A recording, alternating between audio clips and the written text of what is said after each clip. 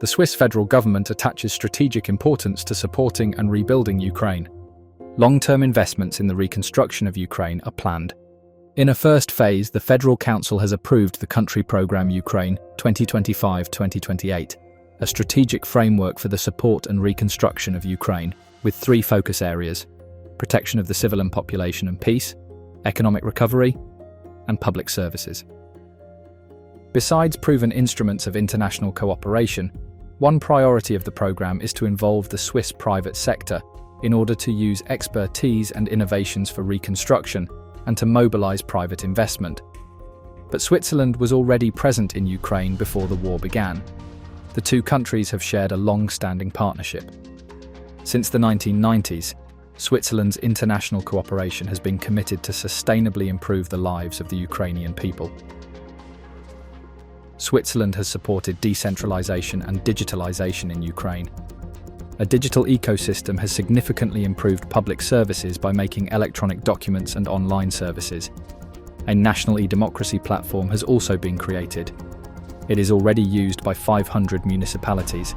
Furthermore, a digital education platform offers 90 programs for children, teachers, and people with disabilities.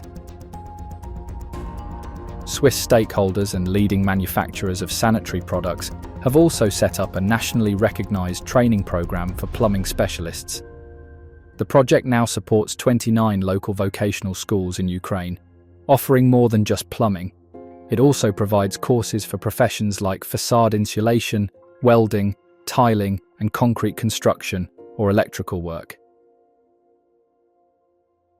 Switzerland also supports several Ukrainian cities in developing and investing in sustainable and climate-friendly transport solutions.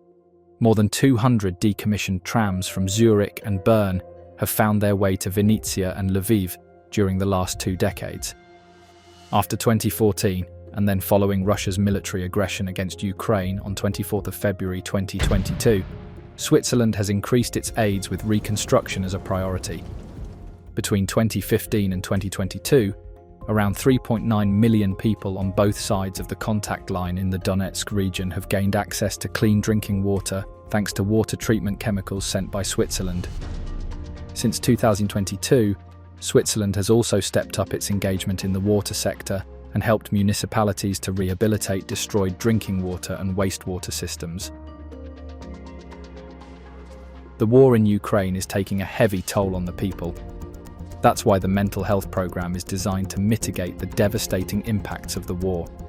The aim is to improve care directly in the communities, keeping support close to those who need it most. Another project offers quick support for the rehabilitation of the wounded and those dealing with war traumas.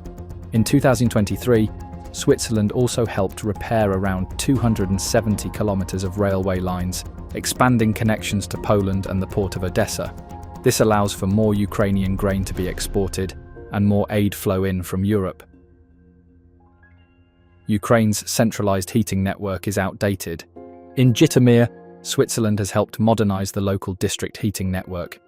Now, well-insulated pipes carry heat underground to buildings, where it can be individually regulated. This benefits around 18,000 people, who no longer have to suffer from the cold during the long, harsh winters.